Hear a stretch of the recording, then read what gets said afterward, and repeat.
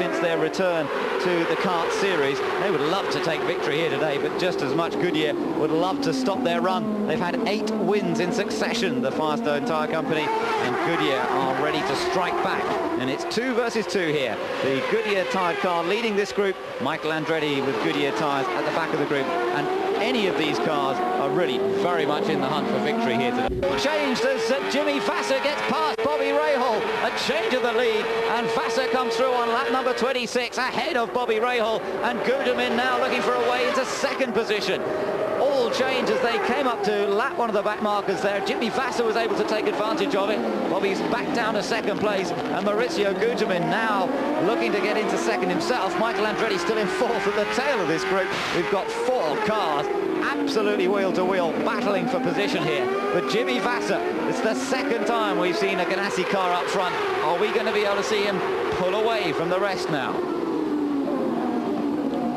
Great move there by Jimmy Vasser, and there is Bobby Rahal under pressure now from Maurizio Guterman, and there is Michael Andretti, 3 times a winner on this racetrack, running in 4th position, trying to make it win number 4. Behind this group is quite a big gap to Gilles de Ferran. He's 6 seconds behind this group now. It really has seen this 4 cars pull away from everybody else at a rapid rate of knots. Then it's Greg Moore, Scott Pruitt, Mark Blundell running in 8th place, Andre Ribeiro 9th, Christian Fittipaldi in 10th, and in 11th place is Dario Franchitti. As we've seen already, the first stops just being made, but Jimmy Vasser does not need his crew to make the difference, because he's already found his way past Bobby Rahal. But with the first set of stops coming up fairly soon now, it could be all different when the crews go to work and try and get them out of the pit lane as quickly as possible. Again, you can't see 5th place man in that shot at all. Gilles de Ferran quite a long way back from this group, being chased by Greg Moore. Yeah, Gilles de Ferran, he was certainly being held up by Brian Herter before Herter came in to make that pit stop. So I think that explains that large gap back to Gilles de Ferran. So Vasser is our race leader from Rahal and Guterman.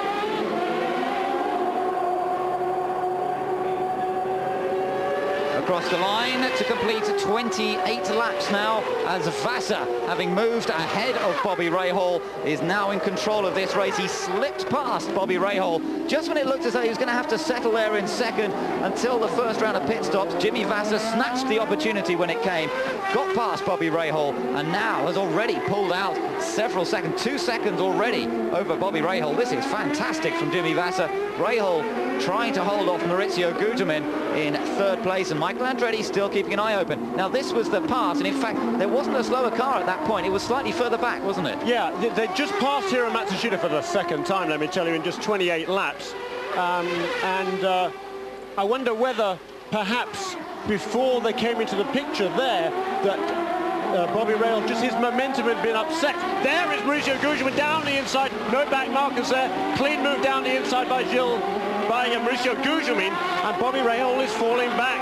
Yeah, maybe those tyres aren't lasting, Jeremy. This Goodyear tyre we were talking about, it seemed to have the pace in the early part of the stint, but he cannot hold the Firestone guys now. But he does have Michael Andretti behind him on a similar tyre now. I wonder if Michael is also going to be able to find a way past. You know, we've seen several times in the past, over the last sort of half dozen races, the Swift does seem to use its Goodyear tyres slightly better than the Reynards. As the stint goes along, as the fuel load burns off, the Swift seems to maintain a more consistent pace than does the Reynard. I think that's what we're seeing here this afternoon. Meanwhile, Jimmy Vasser has checked out. He pulled out a second a lap, those 3 laps since he got past Bobby Rahal. He's 3 seconds in front of Maurizio Guterman already.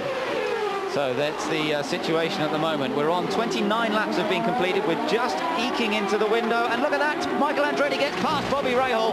So Andretti in the same place that Maurizio Guterman got past Bobby Rahal. Andretti does the same job, and that moves him up into 3rd place. So he goes now chasing after Jimmy Vasser and Maurizio Guterman. What a fantastic opening part to this race we've seen. We've seen the demise of Paul Tracy with the accident on the opening lap, putting him out of the equation. We saw Zanardi open the advantage, building his lead up to 3.8 seconds before making a mistake, going down the escape road and having to rejoin. And let me tell you that at the moment, as Gilles de Ferran, by the way, is right behind Bobby Rahal there, Zanardi has moved up to 17th position now. So Zanardi really has made up ground. The next car on his list is Roberto Moreno, standing in for Patrick Carpentier in the Bettenhausen Alimax car. But Zanardi will keep an eye on his progress, as at the moment you're watching Gilles de Ferran hounding Bobby Rahal, and Rahal's performance really has dropped off over the last few laps. He'll just be hoping for that pit stop coming up soon. Meanwhile, Max Papis decides to make his stop. Bobby's in. Bobby Rahal is into the pits.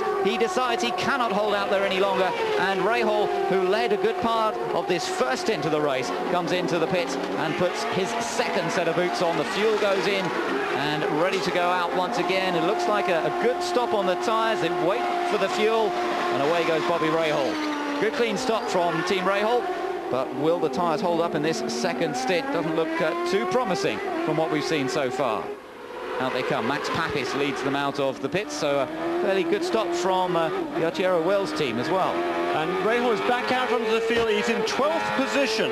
Zanardi, meanwhile, is back in 17th. There's a big train of cars there, which Adrian Fernandez was at the head of this time around, actually. Car number 27, that is Parker Johnstone, got past. So it's then Fernandez, then Unser, and then Zanardi, who just passed Moreno. So Zanardi in 16th position and moving up all the time. It looked to me as though Zanardi, we just had a little glimpse on that overhead shot that Zanardi was perhaps almost getting past Unser. I don't know if he did it. Meanwhile, Gugelmin is lapping Christian Danner. That's Christian Danner in the yellow, white and blue car there, the German making another appearance in the kart series this year. Gugelmin in second place, Andretti in third, fourth place for de Ferran, fifth place for Greg Moore, and they've all closed up together once more. So it really is getting very close, and the teams in the pit lane are going to be under increasing pressure to put together some very rapid stops. Let me tell you that Dario Franchitti has just come into the pits. He was lying in 11th position before the pit stops, and he has just come into the pits to make his stop. You're watching this battle still at the moment for third, fourth and fifth places. Franchitti's had a good stop, let me tell you. He's back out, or he's running down the pit lane at the moment as I speak, and heading out onto the circuit once more, and hopefully won't have lost too much ground. Andretti's in.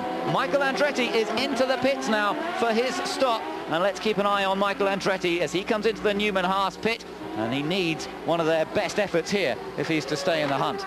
So it does. It's all the Goodyear guys coming into the pits, isn't it? That's the third of the front runners. We've had Rahal into the pits. We've also had his teammate Brian Herter, and there is the Swift of Michael Andretti. 33 laps, 11.5, a good stop, an excellent stop by the Newman-Haas team. Tim Bumps, of course, the crew chief on Michael Andretti's car. Good stop, visor down, back into the fray. I wonder if they put quite as much fuel on board as one or two of the others, because it was a very rapid stop there from Michael Andretti, and they may have been working more for track position than necessarily putting the full amount of fuel on board the car. Look at Zanardi. Alex Zanardi now is behind Parker Johnston, and he's moved up into 13th place already. This is the battle for 12th position now, as Zanardi tries to get past another Honda-powered car. He's going for the inside line. Parker Johnston, oh, it's a bit tight, but he does leave him room. I think Zanardi was playing cautious there. He wasn't going to take too many gambles, but in the end, Parker Johnston was prepared to give him the space that he needed, and that means that Alex has now moved up into 12th position,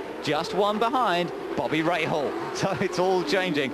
Meanwhile, Juan Fangio is in the pit lane now. The Argentinian aboard his Eagle, the only one left in this race now. So he comes back out onto the circuit, and no great time lost there, but he's still running quite a long way down the order. Meanwhile, you're watching Alex Zanardi, who's now got to lap Max Papis and then try and close up to the back of Bobby Rahal. Race leader is Jimmy Vasser.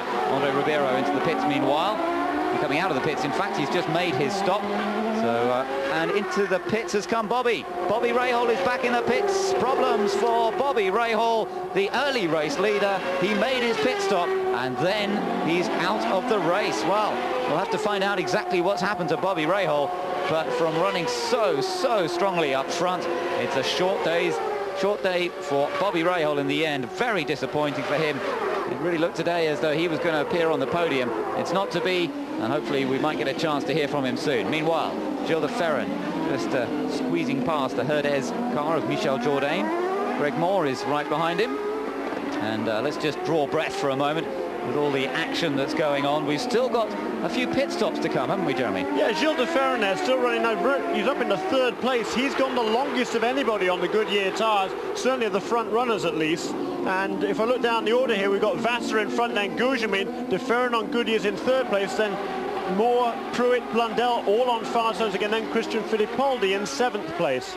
It looks as though Jimmy Vassar's in. He is our race leader into the pits on lap number 35, so they've managed to push this first stop pretty far into the race, and that could well help them later on. So he slides to a halt, and the Ganassi crew go to work. Jimmy has not been in this position all year, having won several races last season. A win has been a long way off this year. The car just rolls a little bit as it comes off the jacks, but no great problems. Little slower than Michael Andretti's stop, about 1.2 seconds slower than Michael Andretti's stop, but he comes out safely. Meanwhile, let me tell you, Mark Blundell is in the pits, and he's making his stop, but it sounds as though we may well have Bobby Rahal down in the pits and a chance to talk to him. What put you out?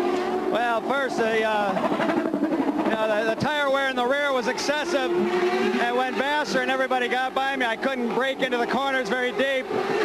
But in the end, the engine broke. You know, we had a good pit stop, making progress, and then the engine just broke. Any indication that it was going sour, or just all of a sudden? Just boom. All right, well, better luck at Laguna. I hope.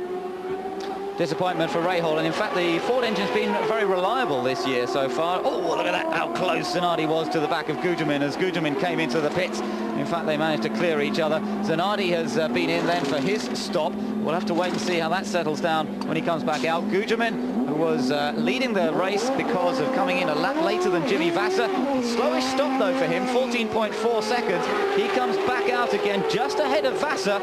But I think Vassar goes past him as they go out of turn 1. So Vassar goes back ahead of Maurizio Gugelmin.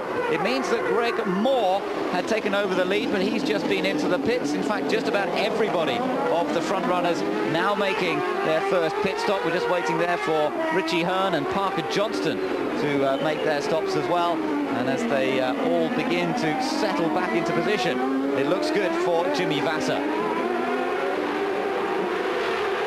Going through the tunnel there, and Maurizio Gugelmin now having made his stop, but that just dropped him back a little bit behind Vassar, but could be in good shape for the second stint. Yeah, the gap between them before the pit stops was around about 4 seconds. We'll see what it is when Gugelmin comes past to complete his first flying lap. He's only got out of the pits marginally ahead of Jimmy Vassar, but of course it took him time to get up to speed. Vassar just flew past him on the front straightaway and is able to pull away. It's probably a good margin past it. They come round to complete lap 38. Jimmy Vassar goes past 4.4 seconds, the gap back to Gugelmin. So the status quo pretty much retained there. So it's Vassar leading, Gugelmin second. And as you can see, in fact, there are a couple of back markers between them on the road. Vassar trying to find his way through the traffic. He's come up behind Alonso Jr. now in his attempts to go past slower cars. Jr.'s still running in 17th position. And in fact, Parker Johnston gets out of the way there as he sees the leader coming through. Alonso Jr. has just got this opportunity to let Jimmy Vassar through as well. So the leader at the moment staying out of trouble. Let me just see where Zanardi is, by the way. He's running in 13th position and still trying to make up for that lost ground earlier on. There is, actually, there's Jimmy Vassar. His next in his sights there is Alonso Jr., who's trying to put a lap out. Unser is in 15th position, holding off Jimmy Vassar there. That's going to cost Jimmy Vassar some time. He's not going to be able to get past on that straightaway. He's not really close enough to get past under braking either. So Alonso Jr. able to maintain position ahead of Jimmy Vassar. Look how close Vassar got under braking though. He brakes so much deeper than Alonso Jr. in the Penske. But the Penske is able to put the power down well, draw away a little bit, and there's no way Jimmy Vassar can get past him there. So let's just quickly run through the order. You can see it in the top left of your screen, but to quickly say, it's Vassar leading, Gugelmin second, Michael Andretti third, Gilles de Ferran fourth, Greg Moore is fifth, ahead of Scott Pruitt, Ribeiro seventh, Blundell eighth, Herta ninth, Fittipaldi is 10th, Dario Franchitti 11th, and Zanardi has moved up to 12th. Locking up that right front in his attempts to further pull away from Gugelmin and to try and get past Unser, but Unser, if anything, has just pulled away again over that last lap. So Jimmy's not having his all his work very easy here at the moment. Meanwhile, you can see more and more little bits of rubber being thrown off to the side of the track. Offline, if you study the screen, you'll see there really is a whole bunch of rubber all over the place, and that's going to make life very difficult for these drivers as the race continues. Vassar, there he is. Last time around, Guterman was a fraction closer, so this is costing Vassar some time, and we could well see the top three beginning to close up again. Michael Andretti is in third place, remember, at the moment, but he's about 4 seconds behind Maurizio Guterman.